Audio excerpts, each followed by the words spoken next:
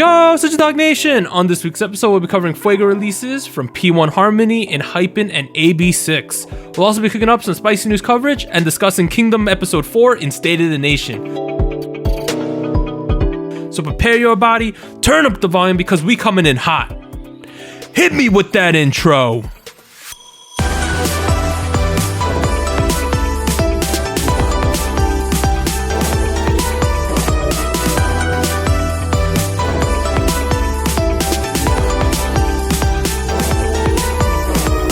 Hey, what's up everyone? This is SojuTalk, your weekly shot at K-pop. We're coming at you with a super spicy episode 136, and we're recording on Monday, April 26, 2021. I'm Doug, and joining me today we got Warren. Hey, what's up everybody? And Anita. Hello. And as a quick reminder, check out SojuTalk on your favorite podcast platform, sub to us on YouTube, and join the SojuTalk Discord and be a part of the nation. Announcements, we don't really got any. Just another quick reminder: the episode this week and from now on they're gonna be coming out like an hour or so later than previous because I gotta sleep. I'm getting old. Want some sleep. Don't you usually wake up earlier when you get older? I used to. The problem was over pandemic, I was waking up at 4 a.m. or 5 a.m. Oh my god. Yeah, no, that wasn't now like I've regulated my sleep and it's more normal. Like I wake up at a normal person time at like 7 or 8 or 9. Like yeah, even that's still kind of early, isn't it? Yeah, like maximum I've woken up is like 8:30. But well, what? Say something. Big new releases of today. No, you forgot. Part 1 of SojuTalk episode 136. Big new releases, Spicy Song King, music show winners, boom. All right, first release. So on Tuesday, 4/20, Blaze It, P1 Harmony released Scared. So they are from FNC Entertainment, debuted last year in 2020. Only other song is Siren. A very hip-hop type track, right? For sure. Mm-hmm. Warren, how'd you feel about that, considering you're the hip-hop guy in the crew? I was pleasantly surprised. I agree. Yeah. I agree. Because if I remember Siren, I wasn't the biggest fan of Siren. I don't recall disliking it actively, but at the same time I don't recall it as I recall the music video, but at the same time, it has the industrial intro, right? It has that that thing, the thing that NCT is really good at. The thing that XXX is a hip hop duo in Korea. They're kind of known for that sound. And it begins off really well, and the rap is actually pretty impressive. I'm not gonna lie. It's not like the world's best rap. It's not like Eminem and Kendrick Lamar over here, but at the same time, it's it's pretty fun. It's pretty enjoyable. It's pretty bouncy and pretty catchy, and so I think everything along those lines was great. I don't think the chorus was the best chorus in the world. I'll give you that. I agree. I feel like it was a little bit weird. Not I'm not saying it's bad, but it just felt like something was missing, or the direction it was going was a little bit off. It felt like when you eat a lot of restaurant food. Yeah. Asian restaurants. Remember JC staff in Korea, in Ann Arbor and stuff like that. Mm-hmm. And then you go back to eating your mama's food, your mom's Korean food, and it's missing that MSG. That's what it felt like. Hey, do not disrespect my mama. Her food is good. No, not your mom. Just mom, I love you. No, I know what you mean though. There's a certain oomph you get when you eat takeout because they use they don't care about your health. They care about getting your money, so they gotta put the bad things in it to make you like it more. I get what you mean by that. Yeah. I think the interesting thing, it was very hip hop focused, and it was so rap focused that I think it made the vocal parts stick out more than typically they would in this song.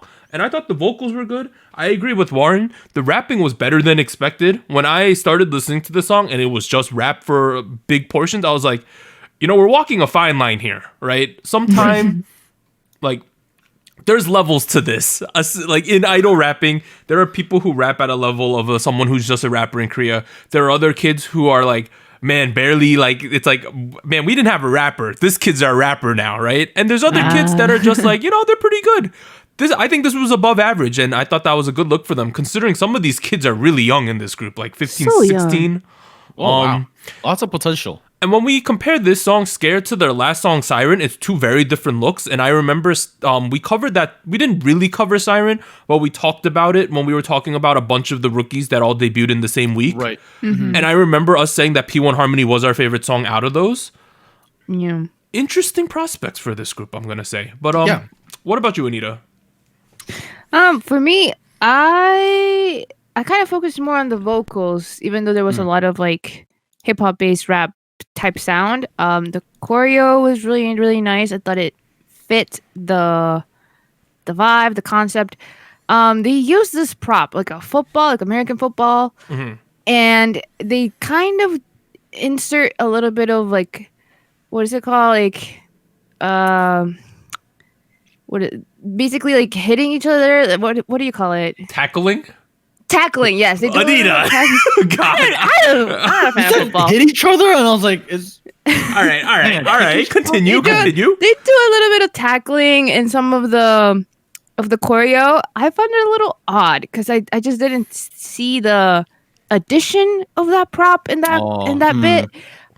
So that took me out a little bit. But the vocals were really nice. My favorite part was the bridge. Bridge was good. Bridge was solid. Yes. The 2-minute-ish point, right? Yes. Man. Okay, who is the guy? I think his name is Deung. He's the center for a lot of the choreo. His voice was really nice in that bridge. I kind of wish we developed that even more.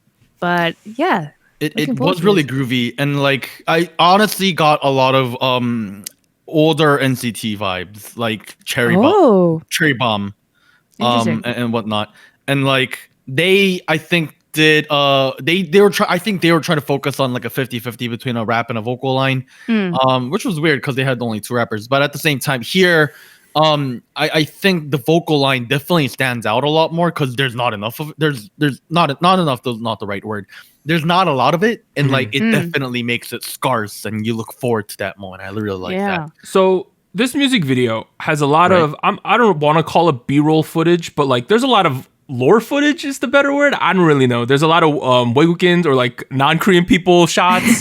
There's a lot of weird things going on. There's a rock guy. There's a bald guy. There's a rock scene going on. There's a certain point where they put on like bank robber masks. There's a lot of stuff going on in this music video. I thought that a lot of the shots looked like they could have been out of a Luna music video. The rooms and the like type thing. Like the So Bad stuff. Like I thought, even in like most Luna videos has that kind of footage going on. Additionally, I thought one of the sets outside when they're like kind of dancing in front of a building looked a lot like Backdoor from Stray Kids. I thought there was similarities there. FNC, interesting move. They spent a decent amount of money on this, right? You got SF9 on Kingdom right now, so they're trying to separate them. This is a good separation here because I can't see SF9 doing this type of song, right? So there is a division there. I'm excited for them. They have a lot of interesting stuff going on with this group. I will admit, like, I feel like just with this song, now I feel like, to me, they kind of stand out. I agree. In the rookie boy group scene. Not gonna lie. Yeah. Do we want to, let's pivot to another rookie boy group. Probably the big rookie boy group right now. Today on Monday, April 26th, ENHYPEN released Drunk-Dazed. So they are from B-Lift, which is under the HYBE umbrella. Debuted last year in 2020. Only other song was Give and Taken with 0 music show wins so far. A lot of you met them through Island. This is an interesting song and lore concept package thing we got going on here. Package, yes. Let me get some of this out of the way. Number one, if someone invites you to a bloody birthday party, don't go. Don't go. What are you doing? A good idea. Are you crazy? Don't go. Right? Number one. I mean, you don't know it's a bloody birthday party. No, it's on the invitation. It said so, dude. Is that what it said? It said that literally on said that. the envelope and the thing on the inside of the envelope, dude. Maybe it's just an edgy themed, like I ain't going, dude. Number one. E-boy party, like it's be emo. Number two, I don't know how many people recognize this, but there are 2 Island members who did not make this team in this music video prominently. So K and EJ, who did not make it into ENHYPEN, but they're slated to be in the new Japanese group that's eventually going to come out, are featured in this music video multiple times as plot devices. At the beginning, we meet them. So, the music video starts with 3 of the dudes standing there, right? They're chilling. Bus station. And then they're like, hey, let's go. So they go. The girl picks up the envelope, looks at it a little bit. And then you see 2 of these guys, EJ and K, standing behind her. And then they show their shadows and they look like beasts or werewolves. We might have a Twilight situation eventually happening in the lore here. Because if they're werewolves and ENHYPEN are clearly vampire concept going on, interesting stuff. I felt like that was what the choreo was kind of referring to. Like they put two arms out, and they do like the head thing. I kind of like, because I was getting like Thriller, Michael Jackson vibes there. Bro, I love ENHYPEN's like horror, carnival, like unsettling pop theme going on so far. Yeah. I'm really into this. Like, okay, I prefer this song, Drunk-Dazed, to Given Taken, even after one day. I think it's better, in my opinion. Wow, that's a very strong opinion. But what are your base opinions of this one before we really dive into it? I mean, because I'm focusing a little more on the production, which I'm hearing a lot of good things and a lot of things that I'm not really a fan of. Because like in terms of things I like, it's very exciting. For sure. It's continuously very groovy throughout, and I really dig that. The chorus is interesting, but I kind of like it. I kind of like it. That being said, the production is feels over processed and overproduced. I have read that where a lot of people are saying like they process the vocals so much it feels like you're losing oomph on them. This is one of those situations where I would call the vocals like sanitary almost. Yeah, like I read that in a couple places. Yeah, and there's like distortion effects going on with some of the vocals, and I'm not sure why they added it. I'm not gonna lie, it feels like there's too much going on, and I don't know. Again, maybe I'm a boomer, but at the same time, did we really need to distort the vocals there? I took a note of that too because I remember, not particularly in the vocals, but some of the background noise, like the instrumental, sounded really distorted, and I almost feel like, oh, this is kind of weird. And I feel like, is it adding to this vibe that they're trying to portray? I think that's what they're trying to do. Right? Honestly. Like a very like confusing, very like unsettling, kind of creepy. Something's going on here. I feel like it was kind of adding to that. But I feel like if I think about it, if I'm just listening to the song and not looking at the music video, I might not enjoy it as much. Right, because that's what I was coming from. Like my first impression of the song was through a Spotify playlist that I make every week. And it's just... it's impossible to separate each like instrument in this song, and that applies to the vocals too. Like I can tell that there are multiple people singing certain parts, but I can't tell how many voices. At that point, I'm starting to think, is that because there is too much going on, or is it because I am deaf? I don't think I'm deaf yet. So, hey man, regardless of the production issues, this is one catchy track. Like, this is super catchy. I really like the pre-chorus build. The way they do the vocal stuff into the chorus. I thought that was tremendous. Strong emphasis on the choreo, which I'm always a fan of here. I thought that was great. They do a lot of wide shots with choreo. I love that going on.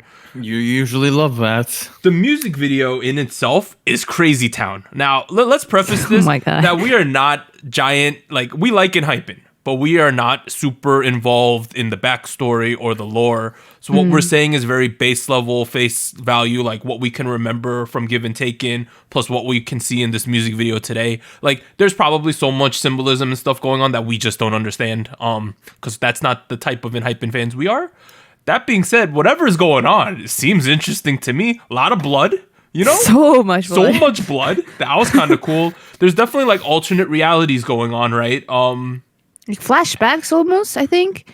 The other thing, like a lot of music videos like try to portray parties, right? And generally I'm like, nah, this party seemed kind of fun though. This one, like it's the most unrealistic party. I know, that's what I was gonna say too. When in Korea are you gonna get this venue? Like, it was kind of cool though. One thing I really liked. There's one part where Sunghoon, like they have the cake, right? There's three dudes. There's a cake. One guy puts his hands over the candles. The fire turns on the candles, and then Sunghoon magically appears behind the cake, and there's a wind effect on the dude's hairs. Like the guys who are already standing there, their hair kind of moves. I thought that was really cool. Like, they got powers. There's like subtle things going on that they do in the production side that I think just makes it really high level, right? Like, also there's a whole scene with Nikki and he's teleporting like all over the place on the screen, and there's leaving like residue and like dust and stuff when he's teleporting. It's things like that that separate the quality of this music video from other like base level K-pop music videos. There's just so much money spent on this type of stuff. The strong attention to detail is what you're excited by.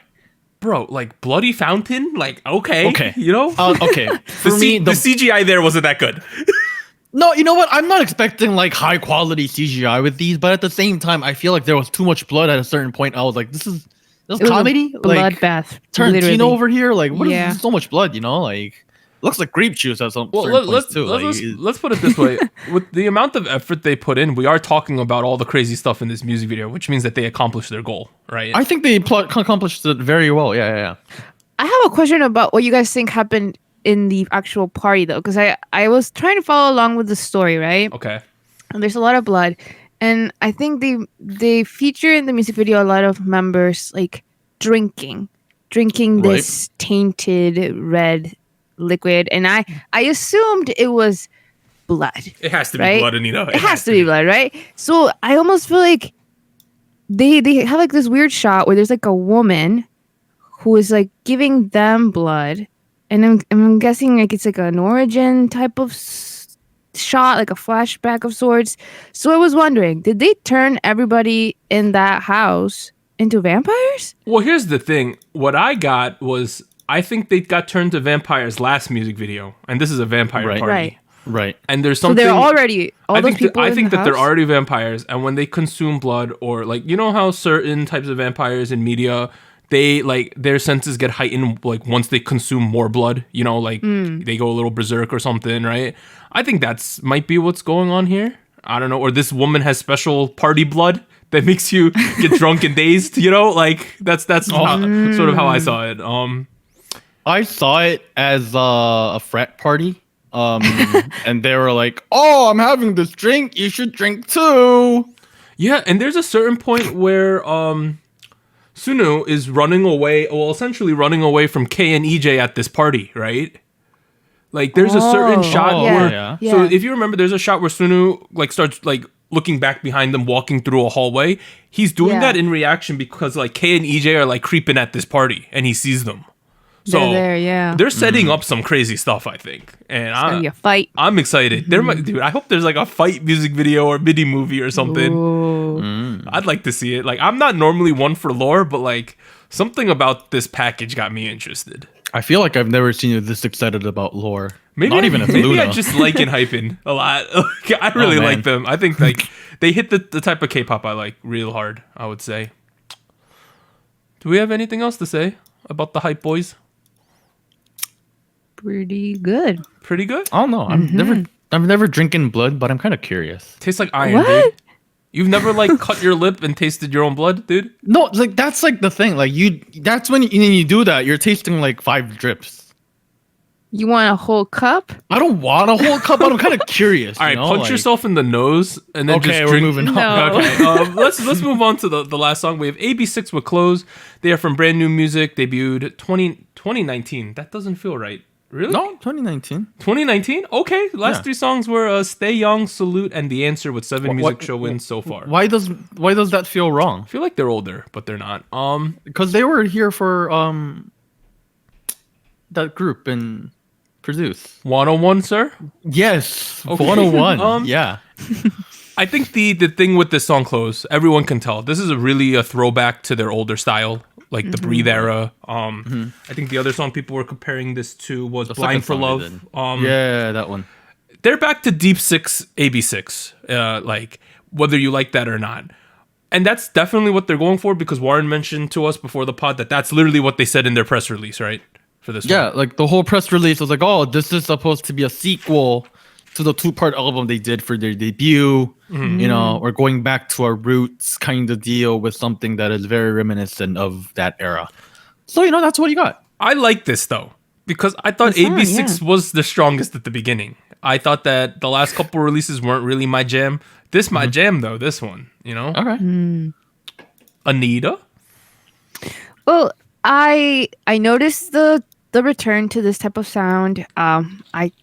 Initially, I really liked it for their debut, so I'm glad that we're going back towards it. I feel like the chorus there's like a little bit of a drop before, like after the pre-chorus, and I thought the pre-chorus was a little odd, because they do like a layered vocal thing, before they go into the chorus, and I feel like it's one person, and then they just layer that one person's vocals, or if it's like multiple of them just It was a singing lot of together at the same boom, I time. believe. Okay, yeah, I couldn't tell if it was like all of them together or just layered one person, but it was odd because then they went into like a little bit of a drop. It almost felt a little too similar to what I remember their debut to be like. So I like it, but I feel like it might have been a little too much. Here's my thing with deep house, because deep house was my favorite genre in K-pop for a long time. I'm very aware of the ins and outs and the cliches of the genre, the tropes, stuff like build up, and then bass, dong, dong, dong, dong, dong, dong. Yeah, Yes. stuff like that. Like we've been doing that since like FX and Shiny, 2015, 14, 15 era. It's fun. I think it's an equation that works. I've been angry about it in the past, but I've come to my qualms with it. It's an equation that works. Use it. At the same time, I think it's one thing to remind listeners of what they did in the past, but it's also another thing to redo the same thing again. And I would probably, say this is closer to redoing the same thing over again. At which point, right now in 2021, it hits very different from when it did in 2019. Given that other artists have, done very similar things, like Chungha has done this, in the recent years. A lot of boy groups have in the recent years. So at this point, it hits a little differently. It would have been one thing if this was playing along the tropes and it was like so incredibly great. But I think it wasn't to that level. And that's not to say I didn't find this enjoyable. I still think it was a bop. Yeah, it was very enjoyable. The synths were a little aggressive, but hey, that's okay. Nothing is gonna be too wrong with that. I think it was still fun. It was still a bop. A little slow, but hey, I'm having fun. I'm having fun. Okay, couple You having things. Music video, they got a lot of beds in the forest. That's kind of cool. Additionally, the kid Woong, right, who was the one who was added and wasn't unproduced. Boys jacked. Who knew that, right? Like I didn't expect that. There was like a lack of clothing at certain points. They ran out of fabric, which is fine. You got abs, close enough, body armor. I didn't expect him to be that jacked. That was kind of interesting. Shout out to Woong for the fan service. Yes.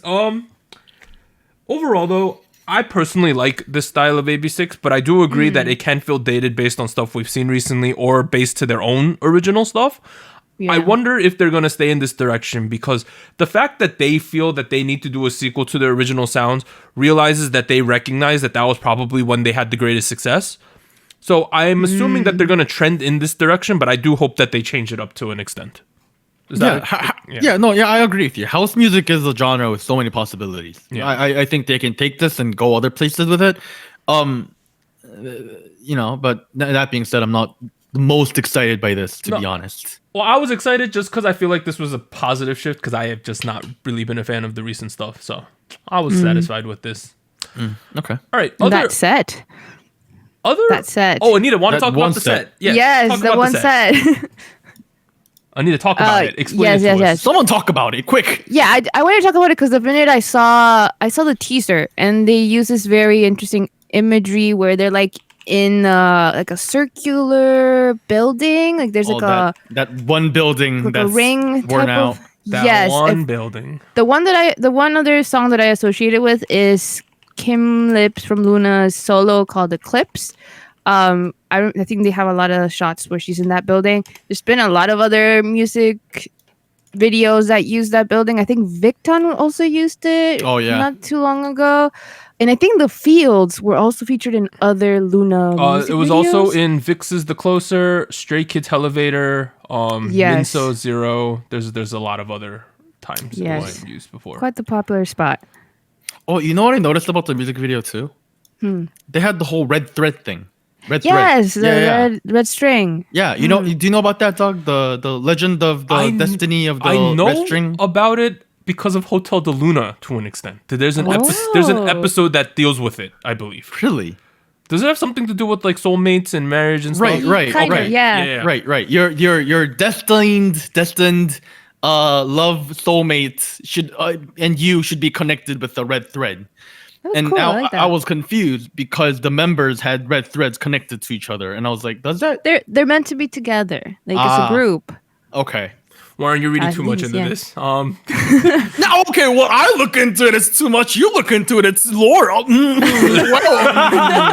That's a fair double standard. Other big releases this week included Yesong's Phantom Pain, and then B1A4 released a song called 10 Times, and I think the 10 represents that. I think it was their 10th year anniversary with that one. Wow.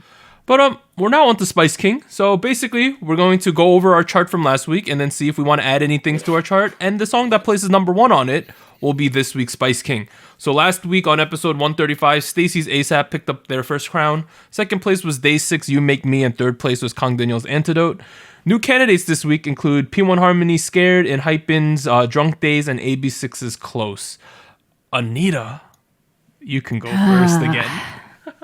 We're always gonna have you go first. Yeah. Yeah. I see now. It's your fault. You know that. It was not my fault. But my chart, my personal chart, doesn't actually have much of a change. It's just Ooh. the third spot. I think that Okay. Ooh. Okay. shifted a little. So number 1, still Stacey ASAP. That's a great song. This is week 3 Stacey, right? Yep, I believe. yep. Okay. Yep. Yes.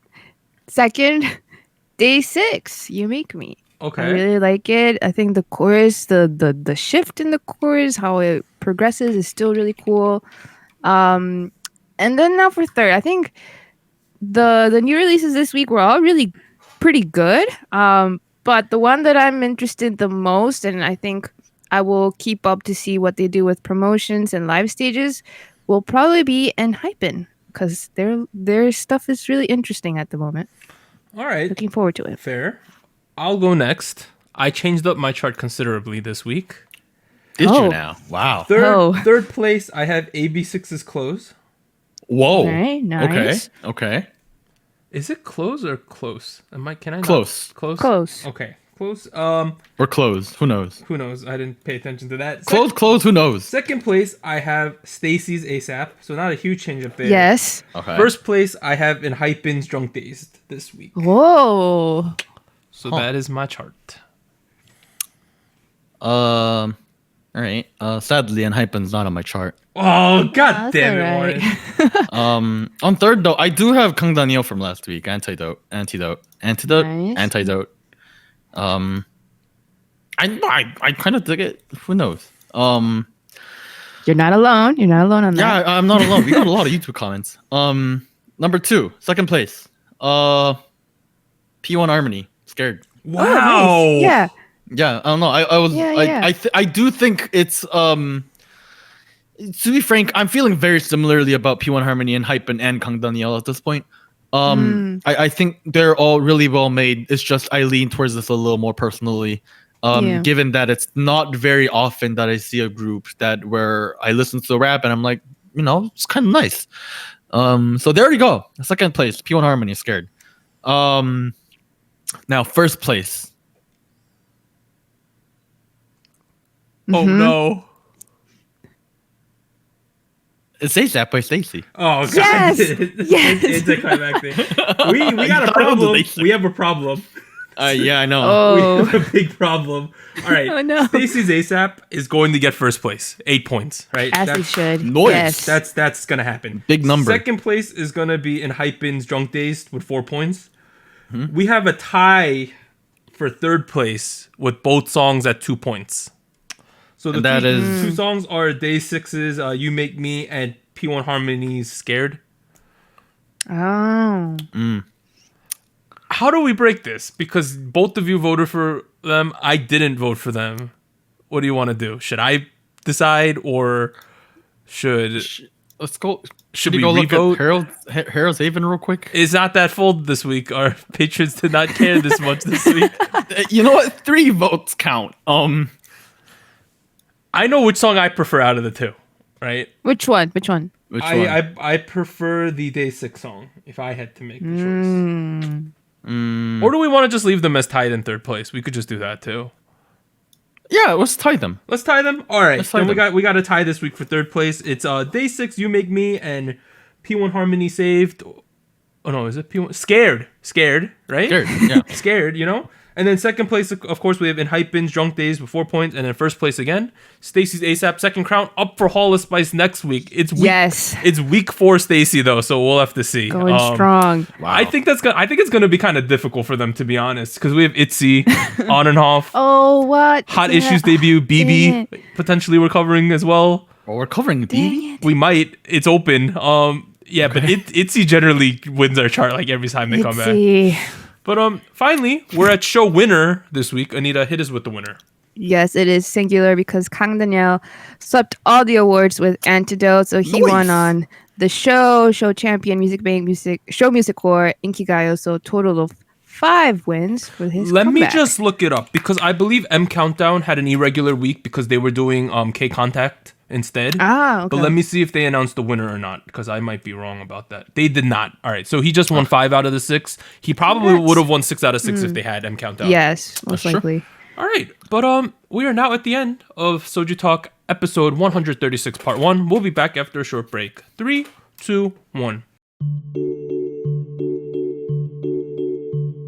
Hello, SojuTalk Nation. This is Anita here with a quick PSA. If you would like to support SojuTalk Kpop Podcast, please like, subscribe, or follow us on whatever platform you're using, and consider joining our Patreon at patreon.com/SojuTalk or donating to us at paypal.me/SojuTalk. On behalf of the crew and myself, thank you. Now back to our regularly scheduled episode. You know, we're back at it again with part 2 of Soju Talk, episode 136, where we do K-pop news and events and give you the state of the nation. Weirdest. I felt like intro back into. I felt like I was really like a newscaster there, or like a presenter. No, you were like, we're back. I was like, okay, we're back. So, as we mentioned last week, news and events are going to be a lot more casual, and you probably won't get all the small, tiny news things, but we'll try to give you the big stuff still. First one, probably the biggest thing, BTS, they're releasing a new digital single on May 21st titled Butter. Butter. It's going to be an all-English track, and is it? Butter is said to be a dance pop track brimming with the smooth, yet I can't even speak today. Let me try to do that again. So, Butter is a dance pop track brimming with the smooth yet charismatic charm of BTS, is what they've said. Charismatic charm of BTS. Hey, everyone loves butter. Butter. Like, unless you're lactose intolerant. But then you got some plant-based butters. So I can't believe it's butter. Yeah, margarine. I can't believe it's not butter. That being said, it's a single. Some people were expecting an album, I heard.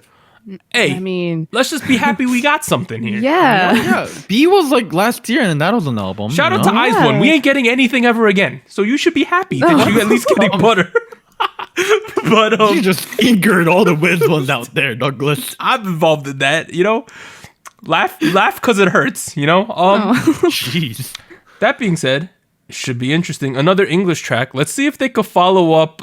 Well, they did Life Goes On, but on English tracks, I'm interested to see how this is going to compare to Dynamite, right? Because that was a smash hit.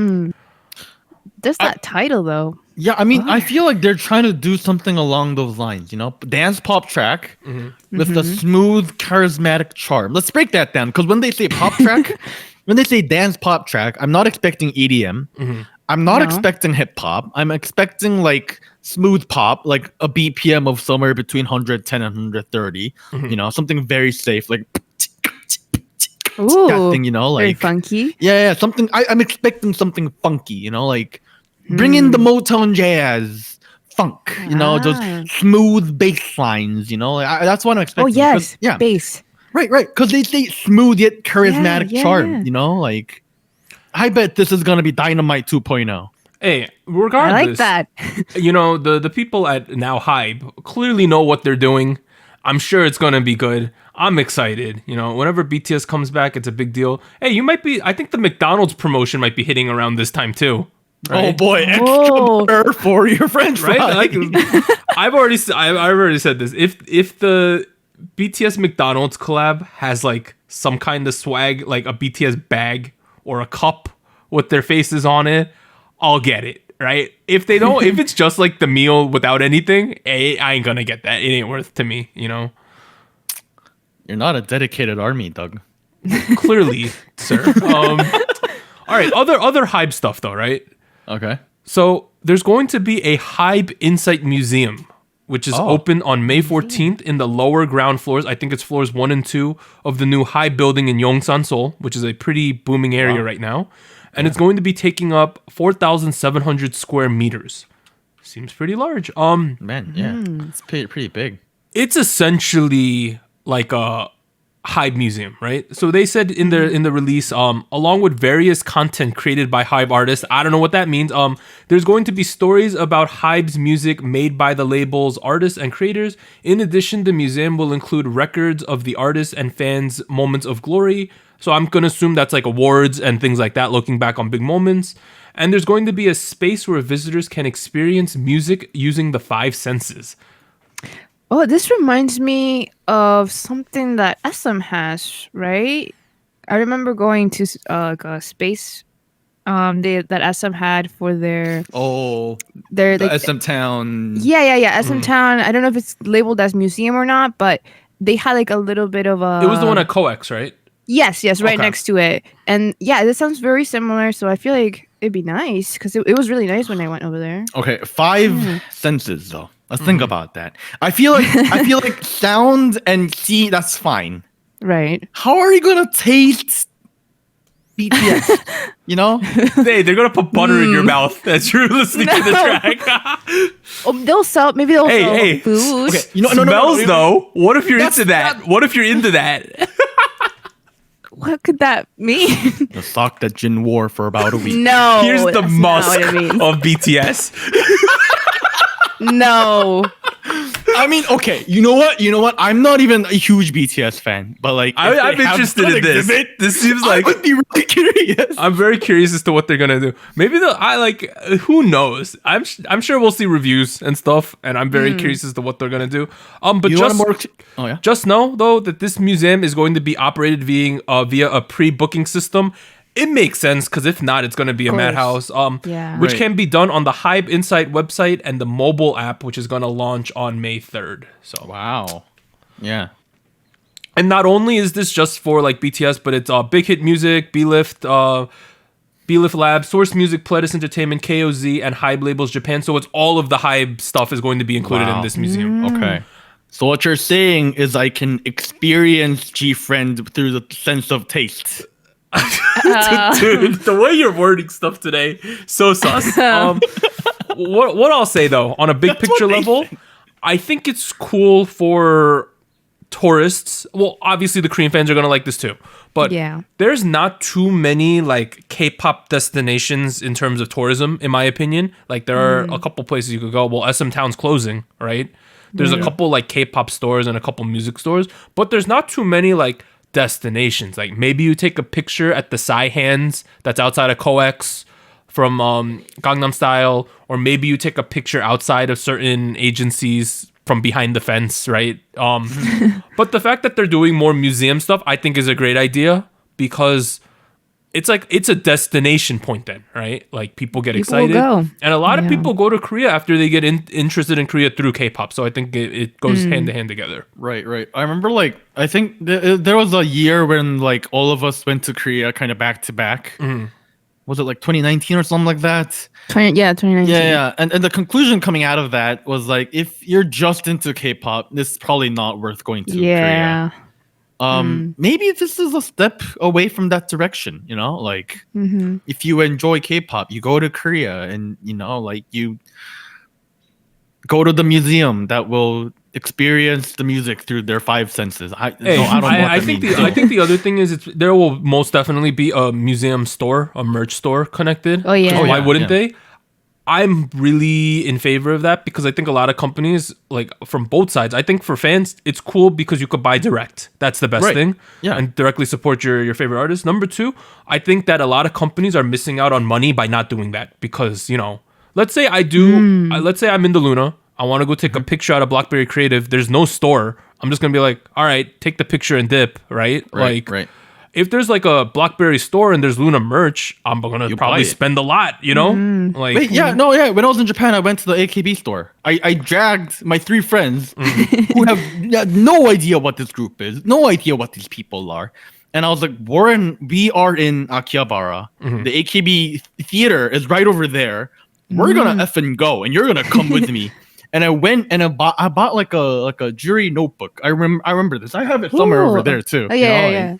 And the reason I bought it is because, support. it's a good memory also. Like, I bought this great- at the store, right? Like, It's a great souvenir. Yeah. I think the company that does it best right now is probably Big Hits had some of those pop-up stores, but I think SM does the best job because they have a couple of their locations have physical stores, and they also have like pop-up stores throughout the city. Like, there's one in Dongdaemun Design Plaza.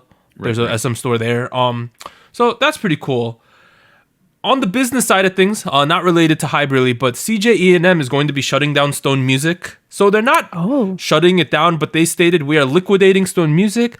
We have done so to heighten our efficiency in management and provide more effective services to our artists. Stone will continue to operate as a music distribution brand. We're in the age now where a lot of these companies are restructuring and getting things streamlined because it seems like everyone is growing at a rapid pace, so they want to establish their business models.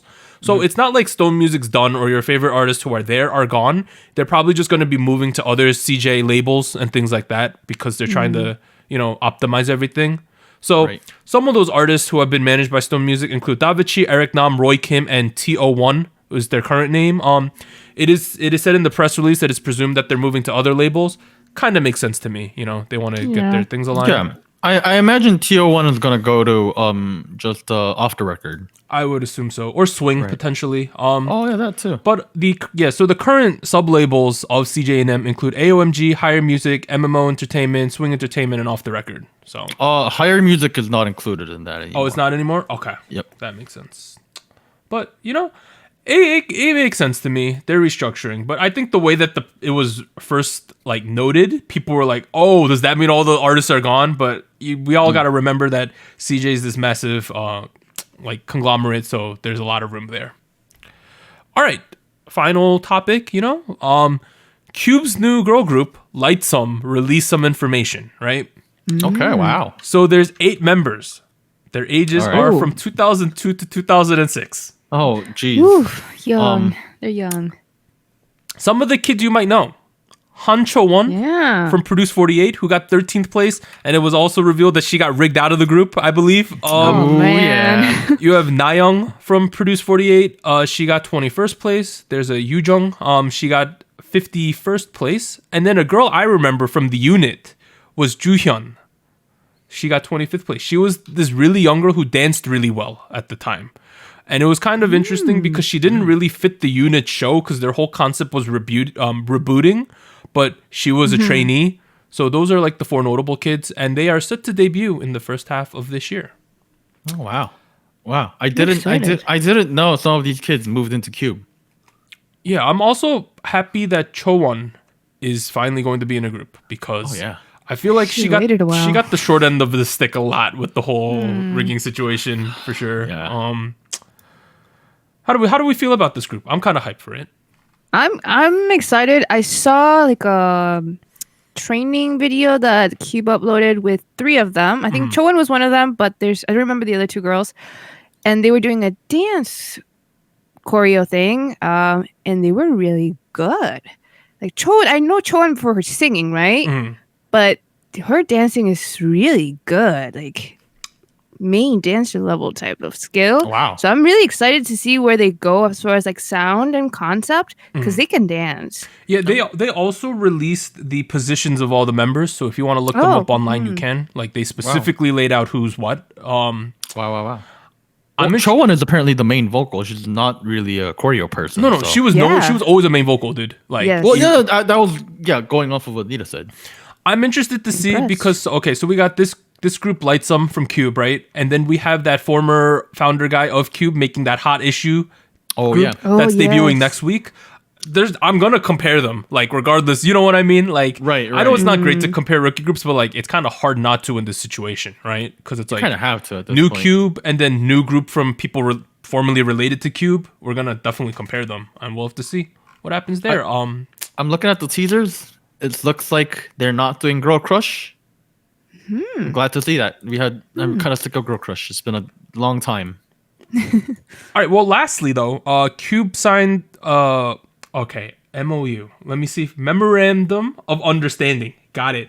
With Naver Cloud for its global IT and game business expansion. With this, they hope to expand their global expansion of Korean content production and distribution along with gaming as well. Naver Cloud isn't really about gaming, is it? Let me look this up real quick. I don't know. That's what the press release said. Okay, well, interesting. We are also in the era now of everyone's trying to like shake hands with everyone else who's big, right? Like yes.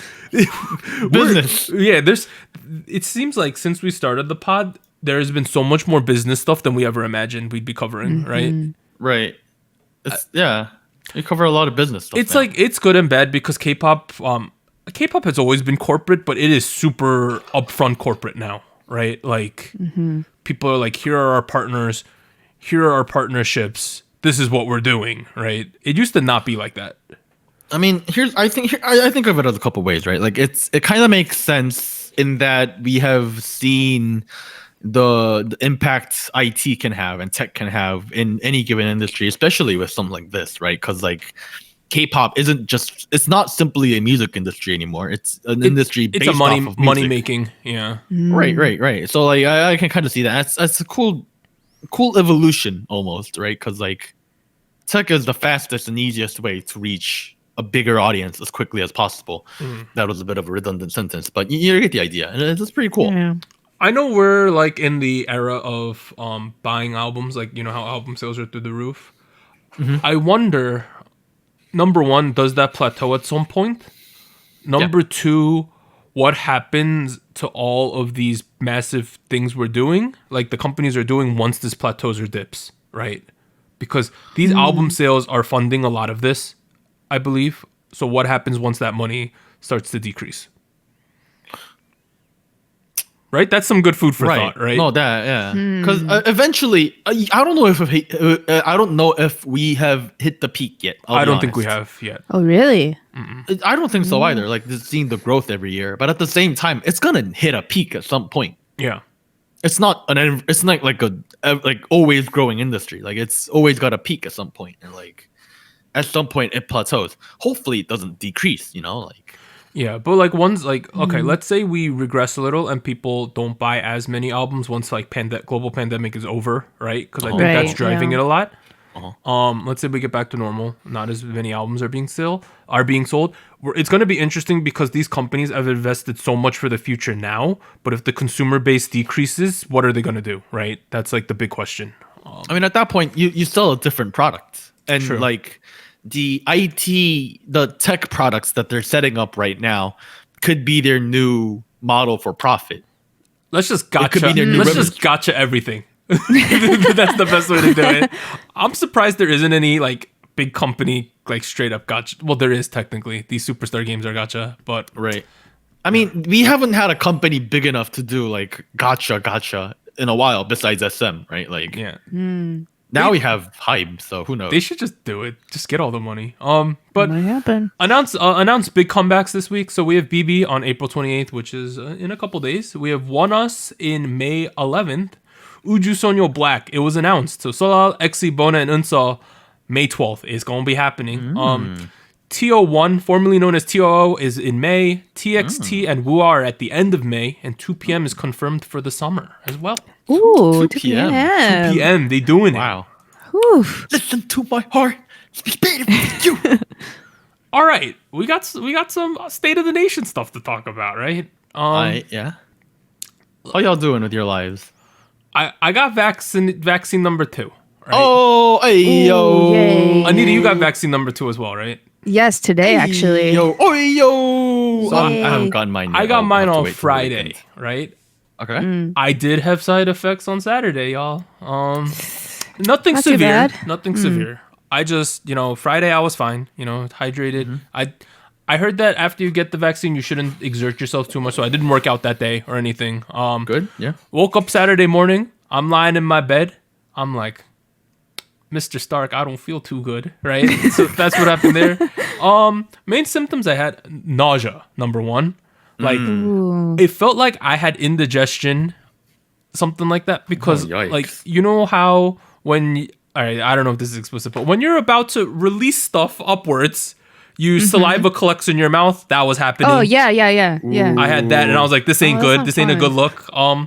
Number two, bad temperature regulation. I had chills at some point. I was hot at other points. You know, that was that. And then number three, I had not a terrible headache, but I had like a persistent headache throughout the day. I don't know how much of that is related to me just looking at a screen all day because I had nothing better to do, or if I was actually had a headache because I was pretty well hydrated, so I shouldn't have had a headache. If it was due to dehydration, but like my head just hurt like the whole day. Yikes. But then slept like 9 hours straight. Sunday then, because I was in bed on Saturday. Sunday, I felt completely fine. So Oh, nice. That's good. Yeah. not too bad. I was the only one in my family because we all got the second vaccine on Friday. I was the only one to have any symptoms at all, and I would consider mine very minor at all. Because like if I had to do something, I could have done it. I was just like, let's just take it easy and recover. Yeah. You're feeling a little down. Yeah, something just didn't feel all that right. The thing is, please still get the vaccine. Like this is not me Yeah, saying don't be like, discouraged. please get it. We need herd immunity. If it's available to you, yeah. This is the public health person, even though I don't work in that field anymore. Please get the vaccine. Like that's all I'll really say. I won't go into any of the politics of it. I'm waiting for mine this Saturday. Super excited. Yay. Give me my vax, please. Give me my shot. Anita, you got yours today. You don't Yes, have I any side did. effects though? No, well, the first dose, I didn't really have any symptoms. Really, damn. I didn't have a fever. I didn't have a headache. I might have felt a little tired, but nothing Yeah. noticeable. Okay. It's still early for the second dose. So I'm waiting to see how I feel tomorrow. Yeah, but I mean, I think it'll be okay. The main thing everyone gets is like your arm's gonna hurt. You're getting a needle. What do you Yeah, expect? yeah. Like Right. what do you Normal when vaccine, people are like, yeah. "Oh, my arm is a side effect." I'm like, "What do you expect? You just had something There's a stabbed hole in your arm You had now. something stabbed into your arm. Of course, it's gonna hurt for a couple Yeah. days." Another health thing. My cat got neutered today. Oh, is this the one you adopted? Our You adopted cat. got- We've had him for like a month, or I think we've had him for like over a month now. Little Boots. Boots. He I don't know how cat neutering goes, but you know, he might have lost some bolos or something. Where are my testicles, Summer? You know, we still love him, you know, just, you know, it makes sense. We don't want breeding, or, you know, it lowers, it's also behavioral, I've read. So it is what it is. So shout out to Boots. Hope you're doing well, buddy. Boots. Oh, jeez, Boots.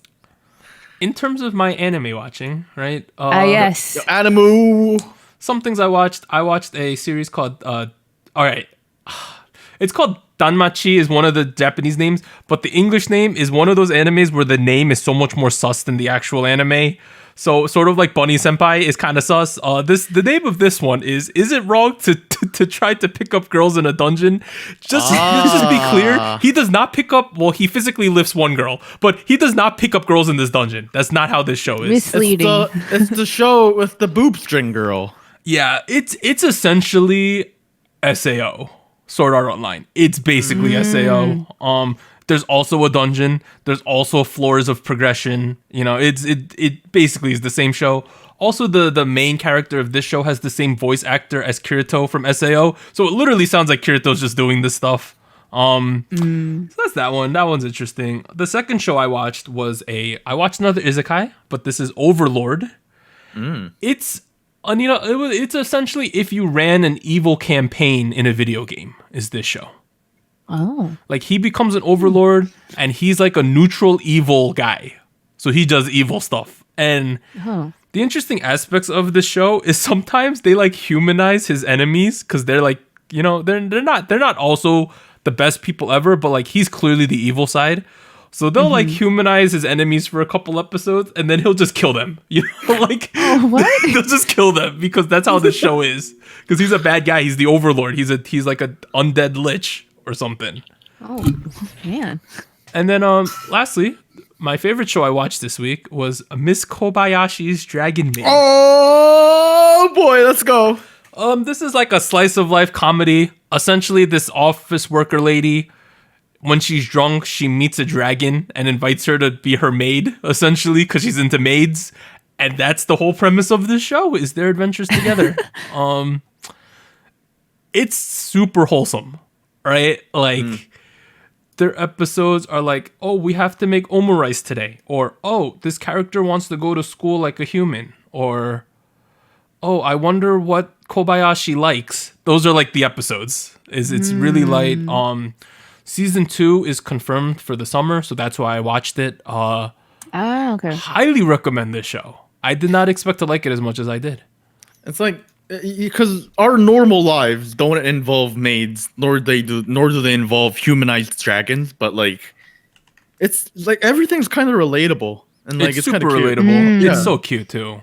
Yeah, it's really fun. Y'all should check it out. Choani, yeah. Yeah, but Yeah. that's all I've been doing. I heard Warren had a topic this week you want to talk about. I mean, okay. I mean, look, everyone does this at some point nowadays. I think you go on Wikipedia, you go down a rabbit hole, you never come out. Yep. And like for some reason, I don't remember why, I was interested in the lore of Super Mario Brothers. Oh. It's just because like here's the thing, like RPG games, like video games in general nowadays, and K-pop too, they all have they have universe building. They have lore, character relationships, plot device, stuff like that. And Mario never stood out to me like as something that has something like that. And I was like, digging into like the background of Mario and like his overall motives, like different characters, like stuff like that. And then like I landed on Waluigi. Y'all know the thing with Waluigi, like I don't, because there's always been a meme around the guy like not being loved, like everyone hates it, like Nintendo hates him, like honestly. I don't have that much experience of him because like I play with him, like I've seen him in like the tennis game or or like Mario Kart or like Smash Bros. But like no, he's not in Smash Bros. He's never been in Smash Bros. Never mind. That's the thing. Like he's never been in Smash Bros. And every Nintendo fan in America has been like, please put the fourth person with the hat and a mustache in the game. And Nintendo's being like F you. We're gonna put the flower instead of Waluigi. So what's his deal? Here's the thing, right? Because he's actually not like a proper character. Huh? He came out of existence because they were doing like a tennis game, like you mentioned, Doug. Yep, that's where I first saw him. Right. And Wario needed a partner. Oh. For the doubles. Right. For the doubles. And like it was like not even main Nintendo that was making this. It was another studio that was developing it. And they went to Nintendo and they were like, can we make this character because like Wario needs a double person? And they were like, okay, sure, I guess. Why not? So it's a tennis person. And apparently Nintendo hates him. And I feel really bad. And you know what I'm thinking, right? Like this is where I realized the limitations of having a company, a gaming company that is Japanese. Because if it was a Korean company, if Waluigi was from a Korean company and Nintendo was Korean, he would get all the love. Wait, why? He would be the most popular. And like he was like, and this kind of goes back to K-pop a little bit, right? Because like, look at the guy. Look at Waluigi. Look at Wario, and then look at Mario, and then Luigi. Waluigi is a great looking guy. Well, hear me out. He's you think about K-pop idols and you think about Waluigi. There's a lot in like. Hey, he's tall. He's tall and very skinny. He's skinny. Yeah. You go look at Mario and Luigi, and then you go back and look at Waluigi, and then you're like, okay, he's at least a 6 foot. This guy, like. And then he has like a nice chin, like Koreans love that V-shaped chin. He got that V-shaped chin. He got a big nose too, people love big nose. I got a very small nose. I want a big nose. So, here's the thing, right? This is my open letter to Nintendo at the end of my rant. Because their whole thing about not being able to put Waluigi in Smash or something, anything, whatever, is that he doesn't have an identity. His identity is that he was there to play doubles for Wario. Make him a pop star. Make him an idol. Oh. Yeah. Make a rhythm game. Make a K-pop themed rhythm game where Waluigi is like a K-pop star. The main character? Yeah. and like his whole thing can be singing, you know, like, and then he can put people to sleep, like Jigglypuff, or okay. I don't know, make them angry or whatever. I don't know, but like, I don't know, just kind of feel bad for Waluigi. You're really like, feeling this for Waluigi.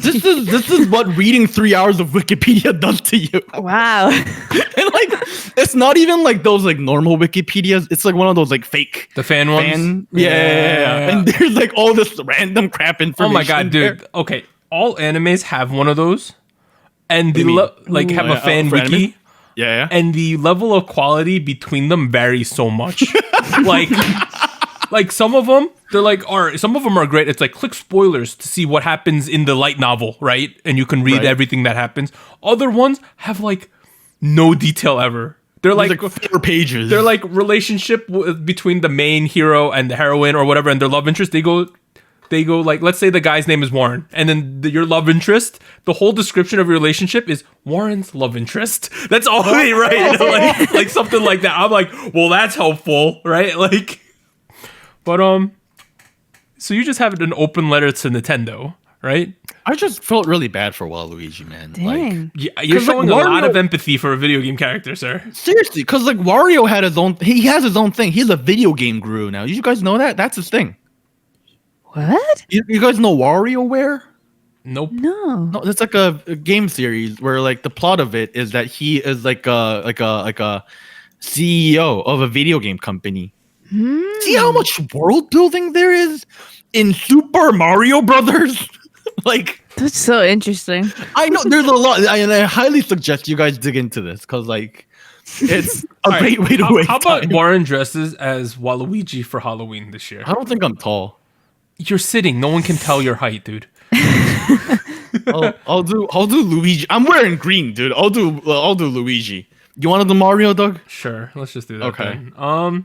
Anita, you got anything going on other than your vaccinations? Oh wait, no, I have one more thing. Sorry. Yes. I wanted to ask Warren something too. Did you? Penomaker joining Oh, P Nation. How do you feel about that? Oh, what? first of all, his name is not Penomaker. I always mess it up. Penomeko. Penomeko. Whatever. Oh, That guy.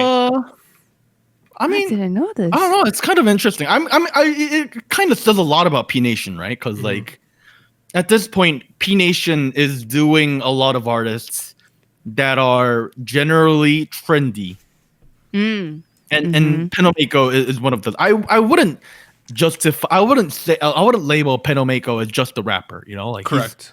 He does a lot of singing. You know, he does a sound. lot of production. Right. His recent EP was kind of good. It was kind of nice. I kind of liked it.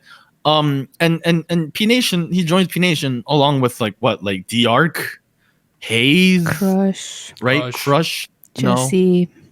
It's an interesting group of people, and I get the feeling that Psy is getting solo artists left and right, whoever he likes. This is about it. And that's kind of great. I like that. We don't need to give every company a label. He you know? might be there for production as well, because he did make Nunu Nana for Jesse. Did he? Oh wow. I believe so. He was on the production team for that. So he's also a That's cool. pretty accomplished lyricist. Like he did the lyrics for Icy. Right. He did the. He does K-pop, yeah. He He did does like stuff with that. Make a Wish, right? Right. Right. So he does do things like that. What was your last thing though, Warren? You know what is on the horizon? After many weeks of asking, I am hearing things about a Rocket Punch comeback. I'm hearing Oh. people being spotted filming things near the Woolen building. Uh-huh. You know, Jiri almost saying something about the title. Them saying they are recording stuff. Rumors of the song being called the Ring Ring. That's kind of nice. Ring ring. Yeah, you know, sounds better than a lot of their previous songs. Look, please, something, give me something, please. Thank you. Okay. I have a lot of open letters to companies today, man. Anita, was there fire at Produce 101 Japan? Anything crazy happen? Not really. The way it was edited in the teaser from the previous episode, it was all explained very easily and amicably. What am I saying? It was not. Amicably. Yes, it was not a big deal. Like it, whatever. I'm better at English than you guys today. What is going on? I don't know, but it was not a big deal. There was just some lack of confidence, some struggling with singing, and people getting frustrated. But then it works out at the end. Do you have a favorite kid? I have a couple of people that I like. Some because of their skills, some because of their attitude. There's some people that are really funny. But I did want to say that if you had a one pick, who you picking right now? Oh, One pick already. So fast, so quick. Oh, I don't know if I have a one pick, but I like the person who they chose for the center. I think he's a really, really good dancer. Lacks a little bit on the singing, but they can always grow. But I did want to mention that for this past episode, they started doing performances. And like most produced series, they start with like a group battle with songs from other artists. So the song list, in case people are interested to see who they're covering, is BTS, I Need You. They have EXILE Generation's Ageha. They have a JO1 song, Mugen Dai, which is their debut. And they have a SHINee song, Your Number, which is a slower Japanese release that they had. And a King and Prince song, I think it's called And Love. King and Prince is pretty popular in Japan, so I was familiar with their stuff. Very interesting. They're covering like K-pop in Japan. They're covering like local, really popular groups, their own group, JO1. So it's interesting. Did want to shout out that there was a highlight for the I Need You Team 2. There was this guy who pulled off the vocals really well, and it was really surprising. So I think he's getting a ton of publicity because of the show. And I think he rose, I don't know how many ranks he rose, but his name is Hiromu. I think that was his name. Very interesting. I think as the show is progressing, I am glad to see that people are improving a lot, as it was with the previous season. They do have a live audience, but they're not allowed to cheer. And I thought that was really sad. That's quite common in Japan now. I know there's a giant wrestling show every year called Wrestle Kingdom. Like fans were there, but they weren't allowed to like really. They could clap a little, but not go nuts. Is this golfing now? Why are they not allowed to applaud? No, you're not. No. You're not allowed to cheer because they don't want particles coming out of your mouth because of COVID, sir. Yes, that was the reasoning. I just thought I feel so quiet. I feel so sorry for them because I compare like the stages from last season and like people get hyped like, and I think it helps the performance.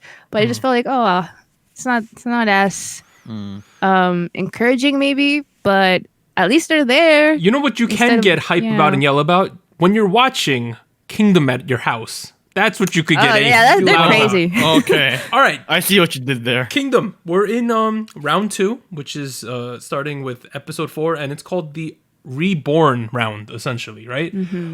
What basically the groups are performing each other's songs. So they're paired up. So SF9 is paired with the boys. iKON is paired with ATs. B2B is paired with Stray Kids. We got 3 performances this week. First one was SF9. They did The Stealer. And in parentheses, they have The Scene. This was a super action-packed performance, right, Anita? Redemption, yes. I think that I agree with you. They totally redeemed themselves with this one.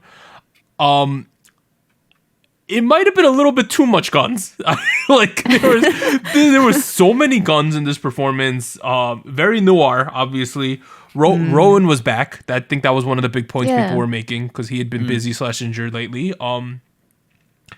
There's just a lot to like about this. They did some interesting stuff. There was a point of view knife fight scene during a rap section, I believe. I don't know if it was singing a rap, but there was a point of view knife fight. The whole storyline had to do with this briefcase they're trying to get, but they're shooting stuff like a crane collapsed because he shot it. There was like other people. There was another fight in the crane, and someone got set on fire at the end. I laughed at that part. Flamethrowers. I thought that was too much.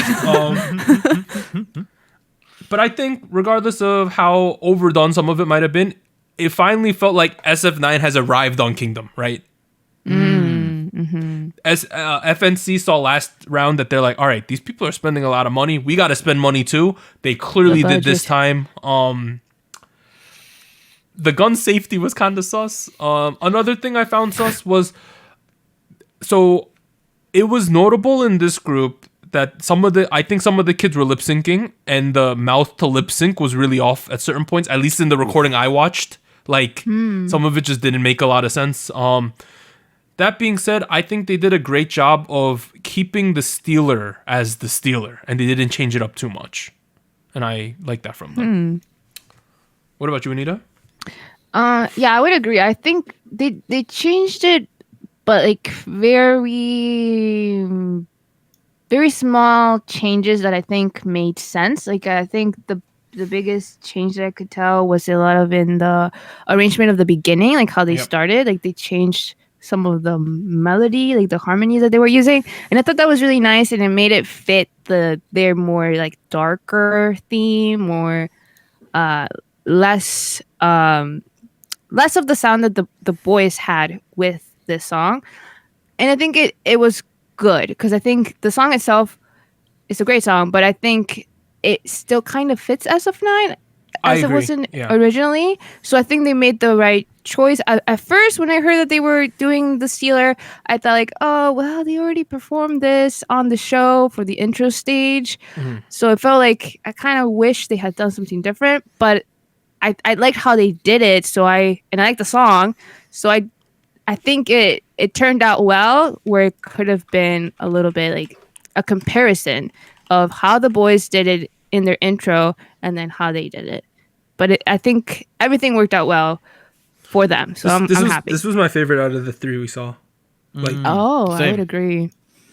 Warren, you got any things to say about the guns and the action and everything going on? I mean, strangely enough, I didn't dislike it. I thought it was kind of like watching a musical almost. Yeah, or a movie or something. Yeah. And I still think the original song is a lot more enjoyable than the remix one here. But I do agree. I didn't actively dislike the remixed version as much as I did the last week or the week before. Fair. Pretty fun. It was pretty. I don't know. They still felt overproduced, especially in the chorus. But still, you know what? Hey, you know what? They were finding opportunities to change it up a little bit. All right, whatever. I see the point here. So yeah, I think SF9 did it like a really good job on this one. Let's move to the next one. So we have the boys did it also Mio. Parentheses the Red Wedding, which is originally done by SF9. I got things to say. Okay. Oh boy. Number one, I think we got to drop the Game of Thrones theming. Like they literally, what is the next one gonna be, like the White Walkers or something? Like what are we gonna do next? Maybe. I think that my expectations for the boys now is too high based on everything we've seen. I think this was a little bit of a step back from me. I don't think they spent as much money on this one. The main set pieces were clearly the birdcage dancing stuff was the big portion of this one. Intro. If I understand correctly, was the torch supposed to light at some point, Anita? I didn't watch the behind the scenes stuff. Yeah, so in the behind the scenes, I think it was Sangyeon who was supposed to grab the staff, and then some sort of fire igniting thing he had in his hand. And in the aired version, his hand lights up, like you see the flame in his hand, and it looks pretty cool. But then he's supposed to touch like the top, and that's supposed to catch fire, and then they're supposed to pass around the staff with the fire, but it didn't happen. I think something happened where like there wasn't enough flame or something, and it didn't catch. And like he was, I think in the behind the scenes, he was like, "Oh, that was really disappointing. It was supposed to be like the main thing at the end, but I thought it's still pretty cool." I thought it was like, fine. I didn't know about the torch stuff until I read it in the comments. Honestly, yeah, they go into it in the episode.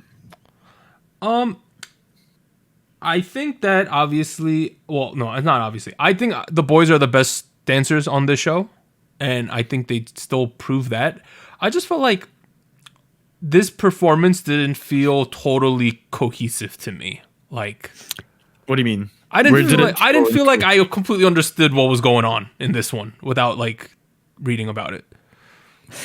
I feel like the way I saw their performance and like the critiques that I had about the previous round and their performance for that was that I thought a lot of what they were doing was for the sake of the performance, The showmanship stuff, right? Right. Yeah. Like, and I feel like they also mentioned in the show, like they felt that pressure, like keep doing different tricks and different things to show, and they're running out of things to do. Like, how many more people can you throw in the air?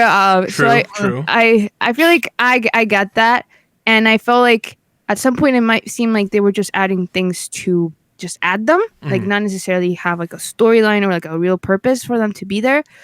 For this performance, I thought it was a little bit more concise, like a little bit more tight as far as like the theme they were going with. I remember that they in the captions of the remix of Oso de Mio, they said that it's also featuring like a piece of a tango, and I don't remember the orchestra version, the piece that they also referenced, but it had like those vibes, and I feel like the arrangement was also actually really cool, because I'm not a huge fan of this song, but they made it very, very classy, like very dancey, like classical dance, which I thought was cool. And they incorporated that in the performance with the almost not quite flamenco, but like the tango type of duos that they do. I think Julian had like a scene where he was like with one of the backup dancers, and they had like a whole routine together. So I thought that was pretty nice. I mostly blame it that I didn't quite enjoy it as much, just because I wasn't a huge fan of the song in general. I could see that. Yeah. I mean, I don't know the original song. I don't. I think it was before we covered before we started the podcast, when they did also like Mio. I heard some tangos, I heard some classical instruments with modern instruments. That's pretty cool. But I will admit, I'm getting the impression that they want to be a circus, and that's not what they are. I mean, you know what? If at the end of the day, if they want to keep doing stunts and like doing cool stuff, like having a fire wand and like doing like tango sequences inside a cage, go for it. I go for it. At the same time, my impression of the boys is that at the end of the day, they are people who sing and dance. They are not circus people who do stunts. And they are starting to dive into that direction a little bit for me. So I wasn't really sure on that. But, I mean, at this point, I was like, what? It's pretty enjoyable. They're going into a cave again. Ooh, sorry, not a cave, a cage. They're going into a cage again. We're going to do that thing again with the girl, and they're going to dance. Oh, the girl goes up, that wasn't the most annoying, but it was, pretty enjoyable, if I must say. Okay. Well, let's move on to the last performance. We have I.O.I with Inception, the I.O.I version of that, which is originally performed by ATEEZ. I feel like, number one, I like they literally took the song Inception and did Inception the movie theme, right? Yeah. Like that's kind of obvious. I like the stuff they were doing there, because there were a lot of stuff they're like, okay, they did the top thing. They did the moving of the buildings, which is clearly referencing the movie as well. Things like that I thought were cool. I think the problems that I.O.I has are still like the same problems that they're going to have throughout the show, where the way they set up their performances is the people are doing their thing, right? Everyone's getting their close-ups. And then you're basically, a lot of the times, at least for a casual fan like me, you're waiting for the Bobby section to happen, right? No, like, I feel like that's just like how it is, right? I don't know. Maybe it's just me. And I think this time with the Bobby section, the version I saw, the full version, his mic was patched through very well. So you could hear everything he was doing, right? Every breath you could hear it. And at certain points, it was like he was getting winded. So he stopped saying some of the lines. And like, because the mic was picking up absolutely everything, it was very obvious when that was happening. So that was something I noticed. For me, I feel like I'm glad they chose this song. I think it's one of the more recent releases of ATs that I enjoyed. Not my favorite AT song. I think I would have liked maybe a different one to see what they could do with. But this was still really good. And I agree about the Bobby part. I almost felt like he was also trying to cover that, like the running out of breath or like not being able to catch up with the lyrics, by doing a lot more like action and like dancing, which I think was still enjoyable. So it still sold the performance. And then he did like a little like jumping off thing that was basically like his solo thing. Like, why, like, you mad? He jumps off the building. Like, he does the same thing. I thought that was pretty cool. Like, that he referenced himself there. I think he was also referencing the Inception movie, The Jump, as well. Right. Yeah. Yeah, I like the concept. I like the concept, but I do feel like it's quite the formula again. They also did the thing at the end of the song where they do like, let's do the hip hop thing, right? Like, the YG thing. Yeah. They keep doing that. Like, I like it, but at the same time, I'm like, all right, you've done this a couple times so far, you know? Like, maybe we got to switch it up. But they did make the song the most their own relative to everyone else we saw this week. Yeah. Like, you could tell this is an icon performance, right? Like, how'd you feel, Warren? I was very annoyed by the ending, but besides that, right before the ending, that was really cool where they group up and they're like the slowdown. Yeah, that was nice. Lots of people doing arms. That was pretty cool. It kind of felt like, you know what? I'm not sure what I saw, but that was pretty cool. You guys know like the stage stuff. That's like the set. You know how it moves and stuff. Yeah. That's all manual. There's people behind. Oh no, yeah, for sure. That's manual. You guys know that? Yeah. It's not automated. There's not a machine. It's like a person behind it, lugging the thing around, and like I was like, shout out to those guys. Like they got. That's also choreography. Is it? Maybe not. Actually, probably it's not. Like set design, hands, action. So that was pretty cool. I do like the movie Inception. So that was pretty cool. Same. All the I like the stuff they were referencing. We got there. I did feel like maybe it was a little too much, but hey, you know what? Too much is better than too little. If I had to rank my order of preference this week, I put SF9 1, Icon 2, The Boys 3. That's how I would put it. I wouldn't disagree with that. Yeah, same. I might be split between Icon and SF9, but And then next week we're getting ATs doing Rhythm Ta. That should be kind of cool. Yeah. The one that I'm most interested is B2B doing Backdoor. What's going on there? What's gonna happen? Like, Youngkwan has tattoos. Yeah, that's gonna be interesting. And then Stray Kids are doing Pray, I'll Be Your Man. So I like next week is like I'm really curious as to what's gonna happen. So far, I do agree with Warren sometimes that I feel like this season there has been a lot of one-upsmanship so far, and like who could do the most crazy thing. I don't know if that's good or a bad thing though, because I think if you go into the show expecting people to just do performance heavy stuff, it's fun.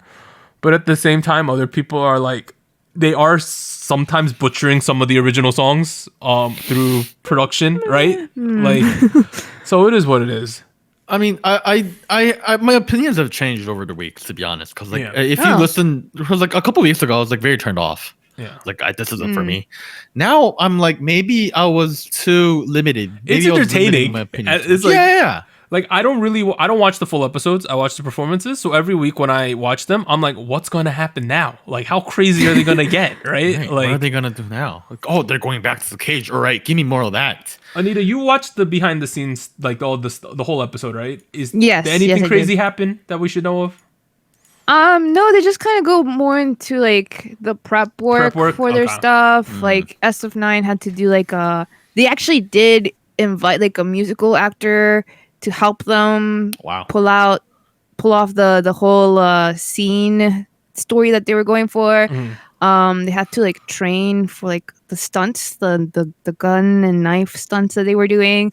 So they really took the time for that. Can I mention one thing about SF9 and the guns? Yeah. There's one point where one guy walks up on one of the SF9 members, put a gun to his head, right? Then the Yes. SF9 homie comes out of left field and shoots him, right? Yes. But then blood appears behind him on the wall. That's not how that Yes. works. Like, it's It was physically for not how visual that, effect. it's not how that works. All right, just wanted to say that. Yeah, I think they also mentioned the stuff that happened with the boys and like their worries about like Performance. doing things like outdoing themselves in their Yeah. performances and like things that didn't work out, like the flame Hey, staff for thing. better or for worse, they've pigeonholed themselves into that, right? Like, Well, I mean, here's the thing. If you feel like you've pigeonholed yourself into one hole, don't dig yourself deeper into the hole. Go for a different hole. Find a different hole and put maybe yourself in maybe it. they should double down on the modern dance we saw in episode 1 because that was kind of cool. No, Why? just do something else. There's millions of other performance types out there. Try something else, you know? You don't always have to do a circus. Do something else. Find another hole and go into that hole. I feel like the creative team with the boys, like the choreographers, the set designers, the stylists, I've been a really big fan of. The Oh, wow. the people that are working with the boys, and they recently released like a concept film, kind of in reference to Kingdom, and I thought that was really cool. And a lot of the stuff in the concept film I thought was really nice, and I'm thinking like, why aren't we using this stuff on the show? So I wonder if like at some point they're gonna shift a little bit because I see it like they're working on it presently. So I think maybe they could incorporate it at some point before the show ends, but I don't know. I think I'm still a fan of their stuff creatively outside of the show, so I think it will be okay. All right, so that wraps up Kingdom. Let us know what your order of the 3 performances was in the comment section. But next week, well, this coming week on Wednesday, we have On and Off, Hot Issues debut and BB, and then on Friday, April 30th, we have ITZY. That's big release, of course, right? Let's see. But this has been SojuTalk Crew Shot at K-pop. I am Doug, and I want to thank Warren and Anita for joining me this week. We'll see you guys next week. Hopefully, Rocket Punch will be announced to have something by then. Bye, everyone. Bye. Bye.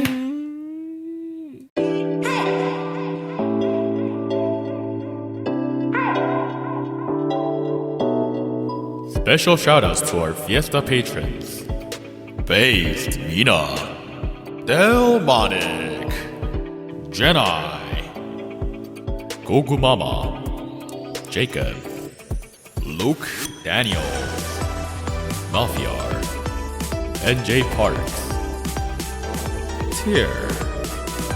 Thank you for joining SojuTalk, the weekly shot of K-pop.